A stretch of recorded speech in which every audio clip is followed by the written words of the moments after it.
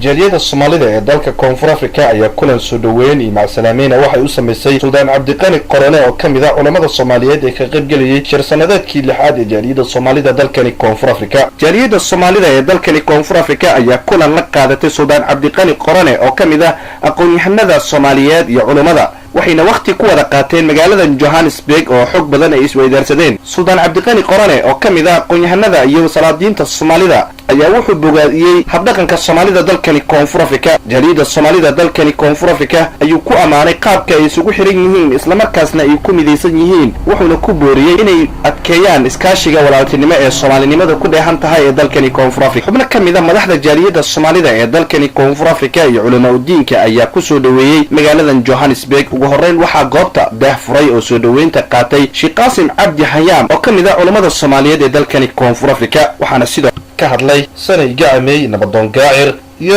xubno kale oo kamid ah madaxda jaaliyada Soomaalida ee dalkani Koonfur Afrika. dadka madaxda ah iyo dadka cilmiga ah in la karaameeyo oo Ilaahay subxaanahu wa tacaala looga baqo oo looga xishoodo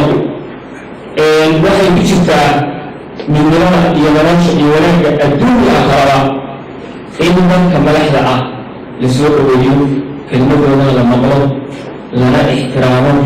sidaasay ummaddu qayb u gaaraysaa. waa suudaanka sheekh oo dhalinyaro marka suudaanka waxay soo dhawow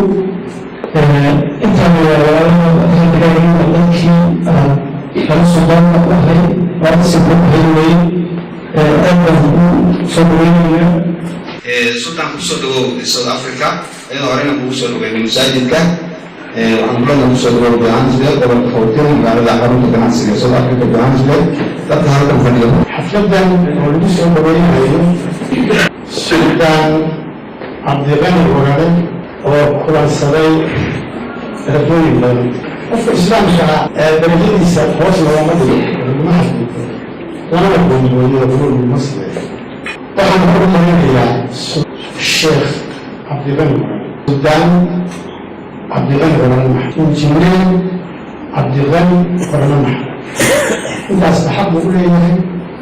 waan ugu yeeraya waan ku soo dhaweeyay jaaliyada Soomaaliyeed ee Koonfur Afrika gaar ahaan Johannesburg. annagu haddaynu nahay ummadda Soomaaliyeed asaaska jiritaankeenu wuxuu ku qotamaa diinta islaamka.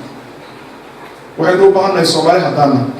maanta haddii taanka ay timaado kulligeen geeriba ku wada xukuunayo ilaahay waana ofsanayaa ubadkeenna waxa aynu uga tegayno ma yihiin wax u qalma mase yihiin wax u qalma inay naga dhaxlaanay su-aashaas aniga noo taala laakiin aanu afkeena ku hadlahayo oo afka Soomaaliyeed ku hadlahayo ka isim Soomaaliyeed inaan ahay ka culama diin Soomaaliyeed inaan ahay aqoonyahan Soomaaliyeed inaan ahay Soomaali waxay isku raacsan tahay